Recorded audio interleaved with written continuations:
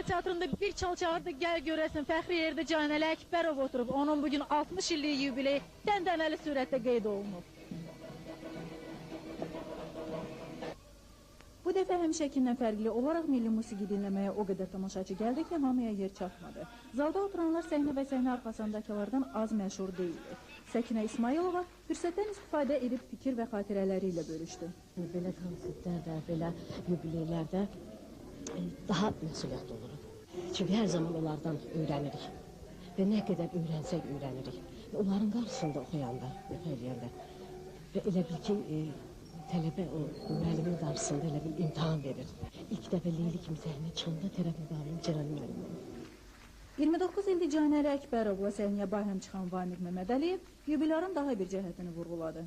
Canəli müəllimi bir keşikçi kimi, yəni xalq musiqisinin muğamatın başında deyənən bir qoruqçu kimi tanınmışam. Çünki heç vaxt o muğama xələllik gətirməyib. Həmişə tar kamançanın üstün tutub. Həmişə tar kamançıya rəğbət, heç vaxt gitarı ilə, qarmonla oxumayıb. Cavan nəsil nümayəndəsi Ağadadaş Ağayev yubiləri öz müəllimlərindən biri hesab eləyir. Biz elə nəinki Canəli müəllimin o yaşda olan bütün sənət adamlarının səsi ilə böyümüşük.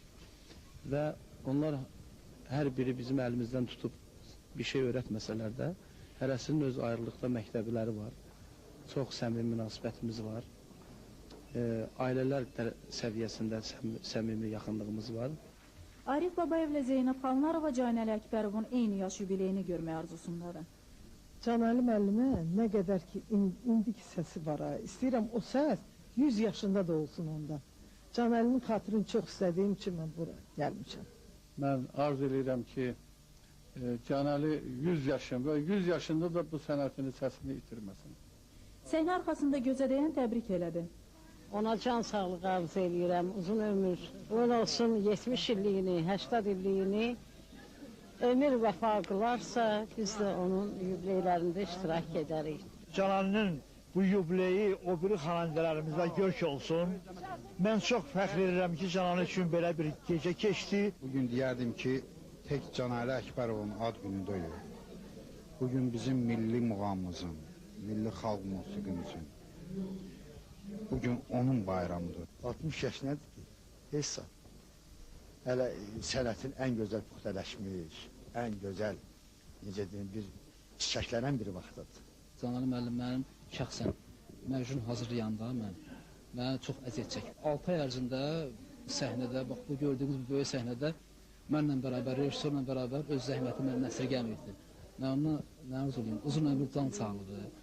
Yubiley gecəsi çox uzanırdı. Zaldakı acanlar bir qismət çörəyini yeyib yenidən konsertə baxırdı. Səhnədəki acıb bir yerdə oturmaqdan keyiyənlər isə içi yubilər qarışıq yalnız eyhamla saata baxa bilirdi. Amma yubiley gecəsi qurtarmaq bilmirdi. Birdən-birə Canəli Əkbərov və milli musiqinin xeyli pərəstişkarı köyüdə olub danışdı, oxudu. Çalçağırın ortasında səhnəyə rəsmi sifət daxil oldu. Fatma Abdullahzadənin bu cür tədbirlərdə görünməsi şöhrət ordeninin veriləcəyindən xəbər verir.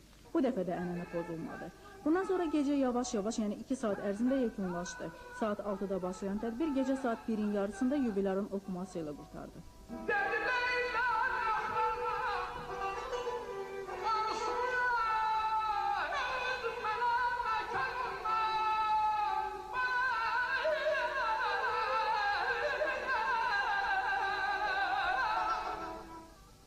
Canəli Əkbərov səhnədən çıxanda Niyaməddin Musayevin sözünə qüvvət verdi. Mən özümü nətər hiss eləməliyəm? Mən özümü çox gümrah hiss edirəm və xalqıma bundan sonra da xidmət etdiyim ki, xidmət eləməyi söz verirəm. Doğrudan da bu yubiley gül dəstələri, təbrik, musiqi, nadir səs və parlaq ulduzlara qərq olmuşdu. Çünki 60 yaş nədir ki? Canəli Əkbərov yaşamağa və yaratmağa təzə başlayır.